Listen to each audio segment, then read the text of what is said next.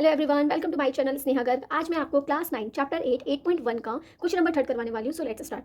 Diagonal AC of a parallelogram ABCD bisect angle A, show that it bisect angle C also and ABCD is a rhombus। तो हमारे पास एक इस तरीके से quadrilateral है जो कि एक पैरेललोग्राम है, ठीक है, जिसका आपको बताया गया है ये A है, ये B है, ये C है और ये D है। और यहाँ से एक आपका डायगोनल जा रहा है जो डायगोनल एंगल A को बाइसेक्ट कर रहा है। इट मीन्स ये वाला एंगल इस एंगल के इक्वल है। सो मेरे पास जो गिवन है मैं वो लिख देती हूँ पहले। तो मान लीजिए मैं नेमिंग कर देती हूँ। इधर वाला एंगल है एंगल 1 और इधर वाला एंगल है angle 2। So angle 1 is equal angle 2। क्यों है? क्योंकि एंगल A बाइसेक्ट, ठीक है, एंगल A को जो डायगोनल है वो बाइसेक्ट कर रहा है, एंगल A बाइसेक्ट कर रहा है, ठीक है। अब यहाँ से देखो, अगर ये बाइसेक्ट कर रहा है सो ये एंगल 1, तो इधर भी कोई एक एंगल बन रहा होगा, इधर भी एंगल बन रहा होगा। तो एंगल 1 के यहाँ पे एंगल 3 और एंगल 4। एक बात ध्यान रखिएगा, अगर आप यहाँ ओड ले रहे हैं तो इस साइड भी ओड ही लेना, इधर इवन ले रहे हैं तो इधर भी इवन लेना, ठीक है। सो अगर मैं अपना प्रूफ स्टार्ट करूँ, ये आपको प्रूफ करने हैं, मैं डायरेक्ट प्रूफ पे आती हूँ।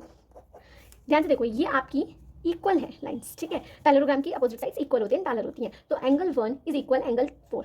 क्या एंगल 1 एंगल 4 के इक्वल होगा? बिकॉज ये आपकी ट्रांसवर्सल है, तो इधर जो एंगल बनेगा इधर जो एंगल बनेगा इक्वल होगा, यानी ऑल्टरनेट इंटीरियर एंगल। तो ऐसे ही एंगल 2 इज इक्वल एंगल 3, क्योंकि ये भी क्या बन रहा है? ऑल्टरनेट इंटीरियर एंगल बन रहा है। अब जैसे ही ऑल्टरनेट इंटीरियर एंगल है तो गिवन क्या था मुझे? Angle 1 is equal angle 2। तो मैं एंगल 1 को क्या लिख सकती हूँ? एंगल 4। और एंगल 2 को मैं क्या लिख सकती हूँ? एंगल 3। अब ध्यान से देखो, एंगल 4 एंगल 3 के इक्वल आ गया। It means therefore AC bisect angle C, ठीक है। तो जैसे ये दोनों इक्वल आ गए तो ये जो AC डायगोनल है ये एंगल C को भी बाइसेक्ट कर रहा है। सो अपने सेकंड प्रूफ पे आते हैं। ये तो मैंने फर्स्ट वाला कर दिया। सेकंड में बोल रहा है ABCD इज अ रोम्बस, यानी ABCD एक रोम्बस है। रोम्बस में अगर मैंने इसके एडजेसेंट साइड्स इक्वल कर दी तो मैं कह दूंगी ये हमारा रोम्बस होता है, ठीक है। तो ध्यान से देखिए, हमें पता है एंगल 1 इज इक्वल एंगल 2 है। एंगल 1 एंगल 2 के इक्वल है। एंगल 1 एज इट इज रहने दो। एंगल 2 किसके इक्वल है? एंगल 3 के।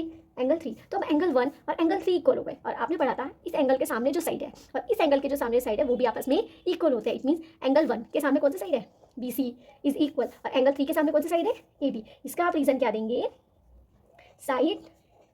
Sides opposite to equal angles are equal. It means अगर एंगल इक्वल होते हैं तो साइड्स भी इक्वल होती है, और अगर साइड इक्वल होती है तो एंगल भी इक्वल होते हैं। तो जैसे मैंने AB और BC इक्वल करे तो मैं कह सकती हूँ all sides of parallelogram are equal, क्योंकि ये इसके इक्वल हो जाएगी, ये इसके इक्वल हो जाएगी, ठीक है। तो all sides are parallelogram are equal, so it is a ABCD honey is a rhombus.